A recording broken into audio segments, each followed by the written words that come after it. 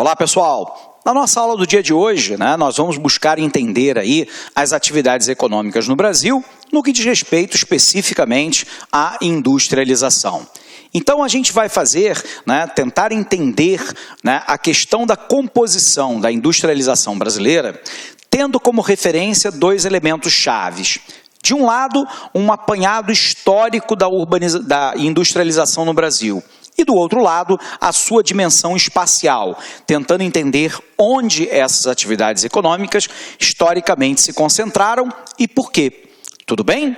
Então vamos lá, vamos começar o nosso papo. Primeiro é importante você lembrar que o Brasil, de 1500 até 1822, processo de independência política simbólica do Brasil, o Brasil fora colônia de Portugal.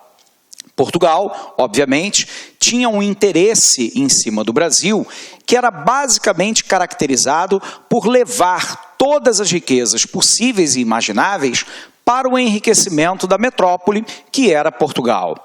Sendo assim, o modelo de colonização implementado no Brasil é um modelo que nós chamamos de colonização de exploração. Nesse caso, repito, o objetivo era retirar as riquezas do nosso território para o enriquecimento da metrópole. E, sendo assim, a gente sabe que Portugal implementou com o Brasil o que nós chamamos de divisão internacional do trabalho. Essa antiga divisão internacional do trabalho era fundamentalmente o Brasil como fornecedor de produtos primários, e aí nós estamos falando da agricultura, pecuária, extrativismo vegetal e mineral, que era vendido para a metrópole Portugal por um preço determinado por esta, e Portugal, basicamente comprando de outras potências europeias, como por exemplo a Holanda, mas também a França, a Alemanha e sobretudo a Inglaterra, comprava produtos industrializados que eram então revendidos para o Brasil, de novo, através do sistema basicamente do exclusivo colonial, ou seja, o Brasil só podia negociar com Portugal ou com as nações amigas de Portugal. Leia-se aí, basicamente, a Inglaterra. Dito isso, o modelo de atividade econômica implementado no Brasil de 1500 até 1930, com a ascensão de Getúlio Vargas ao poder, fora um sistema que nós chamamos de primário exportador. Ou seja, um sistema econômico calcado nas atividades do setor primário. Agricultura, pecuária, extrativismo vegetal e mineral. Daí, os grandes ciclos econômicos brasileiros, o pau-brasil, cana-de-açúcar, mineração e café. Quero lembrar para você também que o Brasil teve, durante esse longo período de tempo, um processo de industrialização extremamente incipiente. A gente vai poder observar um pouco mais de industrialização entre a passagem do século XIX para o século XX até a década de 1930. Isso porque, pressionado pela Inglaterra, o Brasil, a partir de 1850, começa a lançar uma série de leis cujo objetivo final era a libertação dos escravos negros. Lembrando para você que a Inglaterra pressionava, não por uma questão ética de considerar o negro um ser humano como branco, portanto, com todas as aptidões e com todos os direitos, inclusive o principal, que é a liberdade. A Inglaterra pressionava o Brasil para libertar os escravos negros, porque no dia que o negro fosse liberto, ele representaria mercado consumidor para os produtos que eram importados pelo Brasil, basicamente da própria Inglaterra. Em 1850, o Brasil lança uma lei, então, chamada Lei Eusébio de Queiroz, que proibia o tráfego negreiro para o Brasil. O resultado é que o número de negros disponíveis para agricultura, pecuária, extrativismo vegetal e mineral fora diminuído. E com isso, o Brasil teve que fazer uma ampla campanha para a imigração branca, né, num sistema ainda muito precário, né, da atividade desse imigrante, numa condição quase que, né, de pré-escravidão, porém era uma mão de obra assalariada e, num certo sentido, uma mão de obra livre. Vieram então levas, né, de pessoas da Europa para o Brasil, basicamente fugindo aí de um modelo de revolução industrial começado a ser implantado na Inglaterra a partir de 1750, que acabou com as terras comunais e expulsou os trabalhadores do campo em direção à cidade, onde eles então representavam uma mão de obra barata para o processo de industrialização. A qualidade de vida era uma qualidade tão ruim que parte desses imigrantes resolveram então sair dos seus países de origem e vir para o território brasileiro. Nós tivemos então levas de alemães, de italianos, poloneses, ucranianos, né, e outros, portugueses, mais tarde, né, de população de origem árabe, mas também de japoneses que migraram para o Brasil.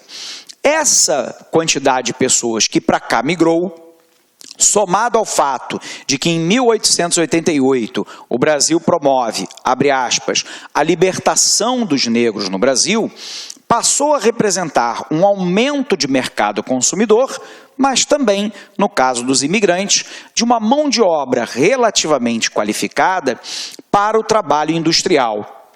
O que observou-se, então, no Brasil foi um pequeno surto industrial que vai acontecer mais ou menos entre 1870 até a década de 1910. Nesse período, o Brasil vai ter uma industrialização calcada em bens de consumo não duráveis ou semiduráveis, como, por exemplo, o setor têxtil, né, mas também o setor de tabaco e fumo, produção de alimentos, açúcar e de cosméticos, bem como algumas utilidades, né, para o lar. Essa industrialização, ela é chamada de industrialização em ilhas, também conhecido como industrialização em arquipélagos, ou seja, espalhada, sem que houvesse um processo de interação mais importante entre as unidades produtoras. E sendo assim, o Brasil vai ter o seu primeiro surto industrial, e esse surto fortemente concentrado na região sudeste, e na região sudeste, sobretudo no eixo Rio-São Paulo. E a pergunta é por quê? A região do Rio e de São Paulo apresentava o que nós chamamos de vantagens locacionais para a concentração, né, de pessoas, mas também de atividades econômicas. Primeiro, a presença de casas de crédito, dois dos mais importantes portos brasileiros, Rio de Janeiro e Santos, em São Paulo, rede ferroviária ligando o interior até a zona litorânea, presença da geração e distribuição de energia elétrica, mão de obra mais abundante e relativamente qualificada, a presença do capital financeiro através, sobretudo, das casas de crédito, e, abre aspas, um certo excedente de capital financeiro produzido pelo setor cafeeiro, que teve a sua área de expansão fundamentalmente ao longo do Rio Paraíba, que liga o Rio de Janeiro até a cidade de São Paulo. E com isso, o Brasil, embora de maneira incipiente, teve lá o seu surto industrial, e nada mais além disso. Tudo isso começa a mudar a partir do governo Getúlio Vargas. Tudo bem? Então vamos lá, vamos colocar o início dessas atividades econômicas no Brasil. Então, puxando aqui, nós vamos tentar entender, primeiro, os antecedentes da industrialização. Lembrando que a industrialização faz parte das atividades econômicas do Brasil, né? Portanto, né, a gente sabe que de 1500 até 1930, o Brasil se manteve com uma matriz econômica primário exportadora. Ou seja, a produção de bens do setor primário voltados para o mercado externo. A gente sabe ainda, né, que durante o período colonial, Dona Maria I, chamada de a Louca, chegou a fazer a proibição do estabelecimento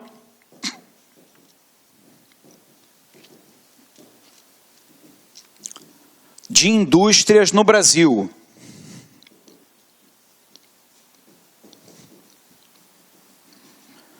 O resultado é que o Brasil ele só verificará, né, o seu primeiro surto industrial, basicamente aí, né, entre 1870 e 1912, fundamentalmente calcado, né, na indústria de bens de consumo. Porém, bens de consumo, tudo bem, de forma não permitindo o trânsito intenso de bens e serviços entre os vários setores e, portanto, classificado como uma industrialização de enclave, ou seja, fechada a uma determinada porção do território, fundamentalmente em ilhas ou arquipélagos, ou seja, em determinadas localidades, onde se desenvolviam a atividade do fumo, de gêneros alimentícios e seu beneficiamento, mas por um outro lado, né, do setor têxtil e de confecção, mas também observamos de pequenas utilidades domésticas e de cosméticos. Então o Brasil, de 1500 até 1930, vai manter uma matriz econômica, sobretudo primário exportadora. Nós vamos observar durante o período colonial, inclusive, Dona Maria I, chamada de a Louca, proibir o estabelecimento de indústrias no nosso país, já que o objetivo era o estabelecimento de uma antiga divisão internacional do trabalho, onde Portugal ganhava nas duas pontas, comprava matéria-prima barata no Brasil e revendia produto industrializado caro, o que servia para a manutenção da subordinação econômica brasileira aos interesses da metrópole Portugal. Vamos observar também que após o período da independência, nós vamos ter um pequeno surto industrial entre 1870 e 1912, baseado numa indústria de bens de consumo, notadamente uma industrialização de enclave, fechada a uma determinada porção do nosso território. Essa industrialização é considerada uma industrialização de ilhas ou arquipélagos, porque não há uma interação do setor industrial entre si como troca de bens e serviços. O Brasil, contudo, você se recorda, a partir da proclamação da República em 1889, o Brasil vai ter de 1889 até a década de 1930, a chamada Velha República. E essa Velha República, dentro de um modelo, né, ainda primário exportador, numa política chamada também no Brasil de café com leite. Ora, o representante na presidência era da pecuária leiteira de Minas, ora do setor cafeeiro de São Paulo. Essa política café com leite, óbvio, que não tinha grandes interesses no processo de industrialização do Brasil. No entanto, a gente sabe que a primeira revolução industrial já vinha ocorrendo na Europa desde 1750, com a invenção da máquina a vapor e o desenvolvimento, sobretudo, né, do setor têxtil.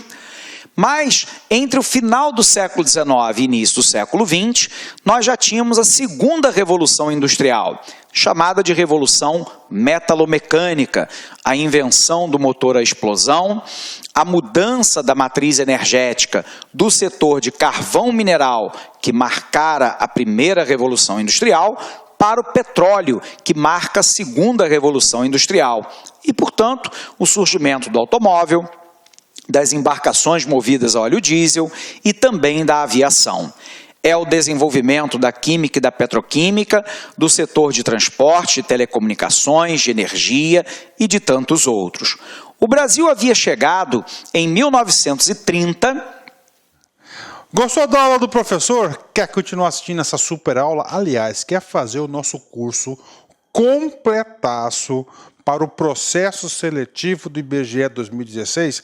Então, meus amigos, minhas amigas, acesse aí o lacconcurso.com.br, nosso curso, atenção, completaço, processo seletivo do IBGE 2016, por apenas aí R$100, valor promocional, 90 dias de acesso. Tenho certeza que dá tempo de você assistir 2 vezes o curso completo. Se você assistir o curso completaço 2 vezes, papo sério com vocês, lá no dia da prova, no dia 4 de setembro, você estará muito competitivo. Tá certo, meus amigos?